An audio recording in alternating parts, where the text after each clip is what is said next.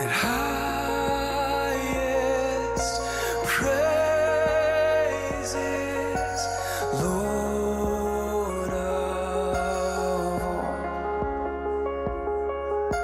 and highest praise. 하나님이 나사렛 예수에게 성령과 능력을 기름 붓듯 하셨음에 저가 두루 다니시며 착한 일을 행하시고 마귀에게 눌린 모든 자를 고치셨으니 이는 하나님이 함께 하셨습니다. 우리는 유대인의 땅과 예루살렘에서 그의 행하신 모든 일의 증인이라. 그를 저희가 나무에 달아 죽였으나 하나님이 사흘 만에 다시 살리사 나타나시되 모든 백성에게 하신 것이 아니요 오직 미리 택하신 증인 곧 죽은 자 가운데서 살아나신 후 모시고 음식을 먹은 우리에게 하신 것이라. 우리를 명하사 백성에게 전도하되 하나님의 산자와 죽은 자의 재판장으로 정하신 자가 곧 이 사람인 것을 증거하게 하셨고 저에 대하여 모든 선지자도 증거하되 저를 믿는 사람들이 다 그 이름을 힘입어 죄사함을 받는다 하였느니라. 베드로가 이 말할 때에 성령이 말씀 듣는 모든 사람에게 내려오시니 베드로와 함께 온 할례 받은 신자들이 이방인들에게 성령 부어주심을 인하여 놀라니 이는 방언을 말하며 하나님을 높임을 들음이로라. 아멘. 이제 예수님은 육신을 입고 이 땅에 오신 하나님의 아들이십니다. 아멘이 되시죠? 누가 하신 거예요? 성령인 줄 믿습니다. 우리 그 내적 증거예요. 그렇죠? 그래서 이 땅에 오셔서 하나님 나라를 가르치시며 선포하시면서 12 제자를 부르시고 그들에게 계속 하나님 나라와 하나님의 이유와 하나님의 뜻과 하나님의 거룩함을 계속 가르치십니다. 그런데 이 사복음서에서의 제자들의 모습은 한결같이 깨닫는 것이 뭐냐 하면 예수님과 대화와 예수님의 사역을 따라다니는 제자들의 특징에 보면 계속 혼나는 거 아세요?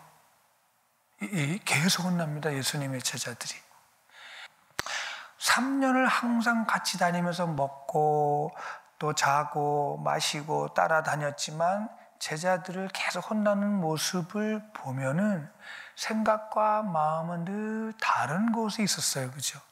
제자들이 예수님에 대하여 관심은 곧 예수님이 왕이 될 텐데 왕이 되시면 누가 더 높은 자리에 앉게 해 주실까?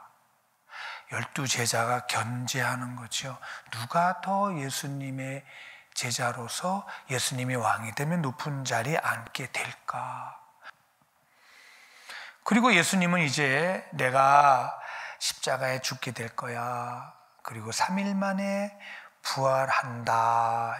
이것을 제자들에게 가르치십니다. 3년 동안 같이 다녔던, 그리고 죽었다가 3일 만에 부활하셨던, 그리고 제자들 앞에 나타났던 예수님은 승천하십니다. 그리고 신신당부합니다. 성령 받기 전에 떠나지 마라. 성령 받기 전에 떠나지 마라. 성령 받기 전에 떠나지 마라. 그때 제자들이 생각이 납니다. 우리가 살 곳은, 우리의 나라는 이 땅이 아니야. 내 나라는 여기가 아니다 라는 거예요. 이들은 모두 다락방에 모입니다. 그리고 기도합니다. 전심으로 기도합니다. 그 예수님이 하신 약속의 말씀을 붙잡습니다. 뭐 받아라? 뭐 받기 전에는 떠나지 마라. 뭐 받아라? 성령을 받아라. 성령을 받아라. 성령 받기 전에는 떠나지 마라. 약속의 말씀이 이제 와닿습니다. 그리고 전심으로 기도합니다. 부르짖어 기도합니다. 그렇게 기도한 120명의 사도와 성도들은 모두 성령을 받고 이제 예루살렘과 유대와 사마리아와 땅끝까지 흩어져서 하나님의 아들이신 예수 그리스도가 이 땅에 오셨다가 유대인들에 의하여 십자가에 죽으시고 3일 만에 부활하셨다가 구름이 가리운 채로 승천하시는 것을 우리가 뭐 했다? 본 자다라는 것을 뭐 하고 다니는 거예요? 증거하고 다니기 시작합니다. 이제 사도행전에 다시 갑니다. 10장에 성령을 받은 베드로가 이제 한 이방인 사람을 만나는 장면입니다. 이방인을 만나서 전도하는 얘기입니다. 전도하면서 뭐라고 얘기하냐면 10장 38절에 하나님이 나사렛 예수에게 성령과 능력을 기름 붓듯 하셨으며 저가 두루 다니시며 착한 일을 행하시고 마귀에게 눌린 모든 자를 고치셨으니 이는 하나님이 함께 하셨다라고 전하는 거예요. 성령 받는 베드로가, 성령 받기 전에는 숨어 살던 베드로가 이제 두루두루 돌아다니며 한 이방인을 취급도 하지 않은 이방인에게 뭐라고 얘기하냐면 예수님이 하나님의 아들이심을 전하는 거예요. 다시 얘기해서 전도하는 거예요. 다시 해서 증인이 되고 있는 장면이에요. 그러면서 예수님을 소개하시는데 베드로가 알고 있는 예수님이 누구냐면 예수님이 하나님께서 예수님에게 뭘 주셨다는 거예요. 나사렛 예수에게, 즉 예수님은 인간으로 오셨다는 거예요. 나사렛이라는 곳에 태어났다는 것은 하나님이 하나님이신데, 하나님의 아들이신데 인간이시라는 거예요. 고로 예수님도 인성을 가졌고 인간이시기 때문에 하나님이 꼭 무엇을 부어주셔야 돼요? 성령이. 그러니까 이렇게 얘기하는 거예요. 예수님도 뭘 받으셨다? 성령 받았다. 성령 받지 아니하고는 누구도 하는 나라, 누구도 예수님의 뭐가 될 수가 없어요. 증인이 될 수 없다는 거예요. 예수님에게 성령과 능력을 부어 기름 붓듯 하시니 먼저 착한 일을 하시고 마귀에게 눌린 자를 고치셨다. 착한 일. 사랑하는 여러분, 육체를 가진 우리는 절대 100% 착하지 않습니다. 아담의 후예인 우리들은요, 누구도 착하지 않습니다. 누구도 선하지 않습니다. 그러니까 기대하지 않는 게 맞습니다. 절대 착하지 않습니다. 기본적으로 본질적으로 착하지 않고 선하지 않습니다. 인간은 모두가 죄인이고 악합니다. 하나님을 떠난 죄인은 악할 수밖에 없습니다. 히브리 말로 라, 이 말은 하나님의 뜻에 순종치 안 합니다. 절대 순종 안 합니다. 그리고 하나님 의지하지 않습니다. 하나님 신뢰하지 않습니다. 믿지 않습니다. 그 일로 하나님의 관계를 깨트리고 자기가 자기의 주인이 되고 맙니다. 그게 뭐라 그래요? 악하다. 예수님은 성령을 받으신 후에 착한 일과 마귀에게 눌린 모든 자를 고치셨다고 소개합니다. 예수님의 사역에는 이렇게 착한 일이 있었고 마귀가 나옵니다. 예수님이 오신 이유는 마귀를 뭐 하려고 오셨다? 멸하시려고 오셨구나. 뭐 받으셨구나? 성령 받으셨구나. 마귀, 타락한 영의 우두머리. 하나님과 선에 대하여 지속적으로 대적하고 있는 사단. 히브리서 2장 14절 한번 같이 찾아보겠습니다. 355쪽입니다. 자녀들은 혈육에 함께 속하였음에 그것 또한 한 모양으로 혈육에 함께 속하심은 사망으로 말미암아 사망의 세력을 잡은 자 곧 마귀 없이 하시며, 사망으로 말미암아 사망의 세력을 잡은 자 마귀. 사망, 죽음을 가지고 오게 하는, 죽음의 세력을 가지고 오게 하는 그 사단 세력을 예수께서 뭐 하시려고? 없이 하시려고 예수님이 오신 줄 믿습니다. 예수님이 오셔서 십자가에 죽으심으로 사망의 세력에서, 사단으로부터, 사단의 종로로 타고 사단에게 속아 살던 우리를 해방시키려고 오셨다라는 거예요. 예수께서 뭐 받으신 후에? 성령 받으신, 하나님과 연합할 수 있도록 모든 죄를 다 짊어지시고 죽으셨습니다.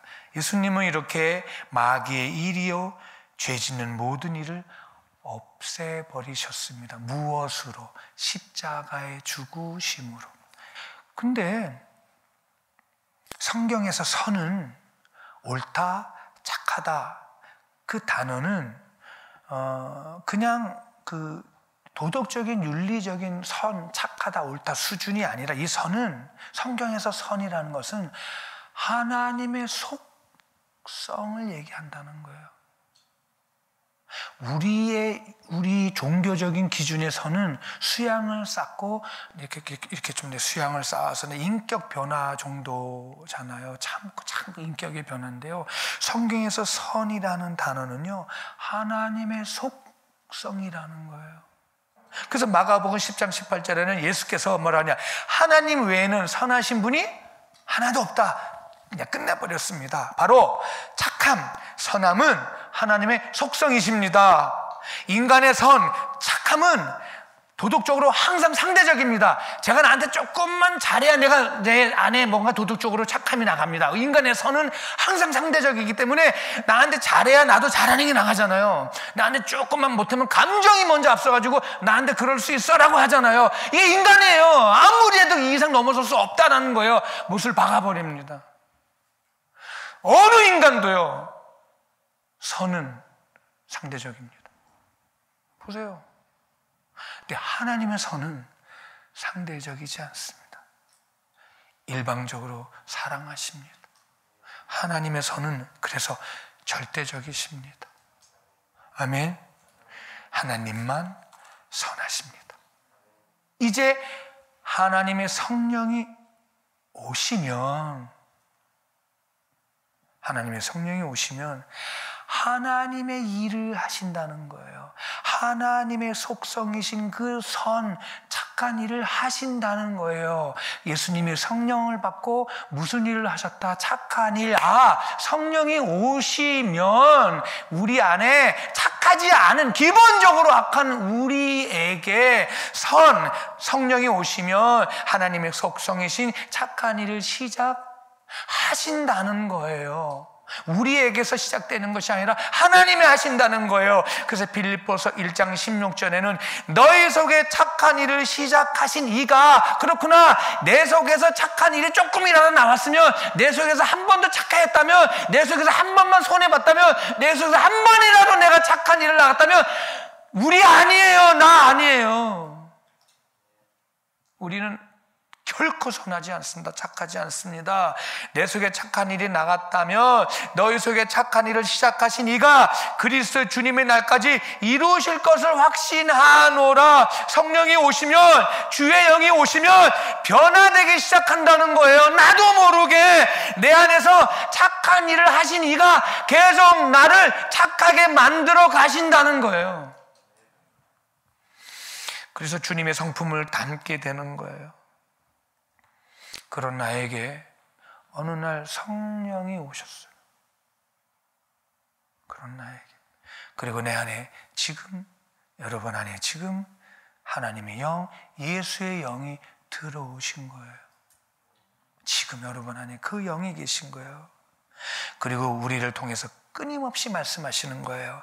땅끝까지 하나님의 나라와 하나님의 의와 진리와 거룩을 전파하시려고, 예수님이 하나님의 아들이시고 예수 믿으면 죄사함 받고 천국 간다는 그 소식을 전하게 하시려고 내 안에 성령이 들어오셔서 이 못되고 이 아주 고집세고 이기적인 나를 파하시고 깨트리시고 내 안에 착한 마음을 주시고 착한 일을 시작하셨다는 거예요. 누가? 성령님이요. 내 안에 착한 일은 어느덧 예수 전하는 일이 착한 일이더라고요. 내 안에 착한 일은 예수의 증인이 되는 삶이더라고요. 그거 나 아니에요. 가장 어렵습니다. 예수님이 전하는 거, 예수의 증인은 되는 삶, 바로 성령님이십니다. 이제 베드로가 이 말을 할 때에, 이렇게 예수님을 전하는 거예요. 이 말을 할 때에 누가 44절 시작. 베드로가 이 말할 때 성령이 말씀 듣는 사람에게 뭐 하셨어요? 내려오시는 거예요. 깜짝 놀란 거예요. 지금 말씀 듣는 사람들이 이방인들이란 말이에요.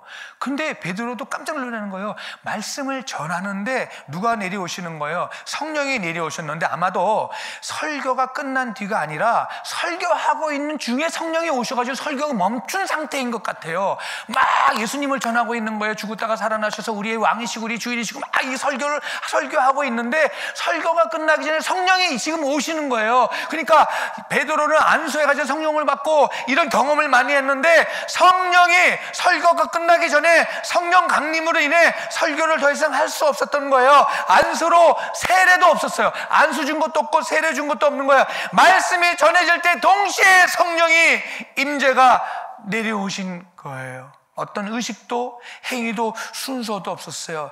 근데 예수님에 대해서 예수님을 소개할 때에 성령이 임하신 거예요. 그래서 말씀이 중단되고 말았습니다. 이렇게 이방인들에게 성령의 부어주심을 보고 유대인들은 깜짝 놀랍니다. 어떻게 이방인들에게 성령이 임하실까? 바로 외적인 증거입니다. 그 증거가 46절입니다. 같이 볼까요? 이는 방언을 말하며 하나님을 높임을 들음이러라. 아하, 이 방언은요 오순절 때 각 나라 말이 아니었던 것 같아요. 아니었던 것 같아요.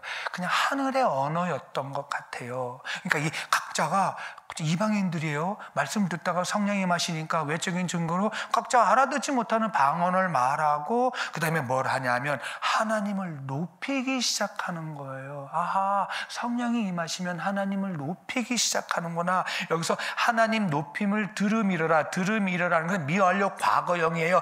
계속해서 했다는 거예요. 성령의 역사가 이방인들에게 계속해서 거기에 있던 사람들에게 계속해서 임하였다는 거니까 떠날 줄을 모른다는 거예요. 성령이 임하셔가지고 그냥 기뻐가지고 하나님을 높이고 기뻐서 감사하고 하나님이 높임이 하나님을 찬양의 행위였는지 방언으로 찬양했는지 이거는 정확하지 모르겠어요. 그냥 그 일행들이 알아들은 거 보면 찬양이 아는 찬양이었던 것 같아요. 정확하게 모르겠어요.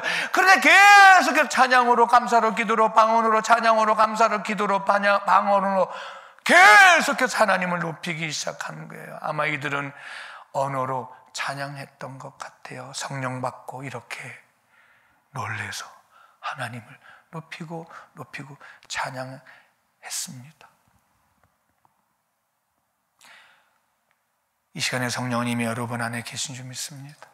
외적인 증거도 나타나고 내적인 증거도 나타나요. 왜냐하면 육체인 우리에게 죄인인 우리에게 죄 없게 해주시고 거룩하다고 의롭다 하신 성령께서 이제 우리 안에 임재하신 줄 믿습니다. 그 일로 우리는 착하지 않을 수가 없다라는 거예요.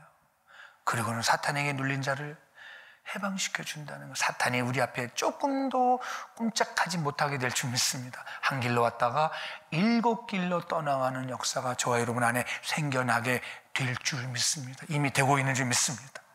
이제 사복음서에서 제자들과 이제 사도행전의 제자들이 이렇게 너무 많이 달랐습니다. 사복음서의 제자들은 늘 혼나고 야단맞고, 성령 받고 난 제자들은 자기의 유익과 자기의 출세와 이권에만 관심이 있었던 그 사복음서의 제자들 모습에서 어느덧 예수님의 진실된 제자로서 하늘의 소식을 전하며 하늘나라를 전하는 예수님의 증인으로 이제 성령 받아라 라고 외치면서 다니는 제자들을 볼 수가 있습니다. 예루살렘과 유대와 사마리아와 땅끝까지 예수의 증인으로 살아내는 착한 제자들이었습니다. 이 성령이 지금 우리 안에 함께 계신 줄 믿습니다. 저는 여러분을 또한 세상으로 파송합니다. 직장으로 가정으로 파송합니다. 착한 일을 하며 사탄에게 눌린 자를 해방시켜주는 거룩한 종들로 주님 오실 때까지 증인이 되십시다. 할렐루야.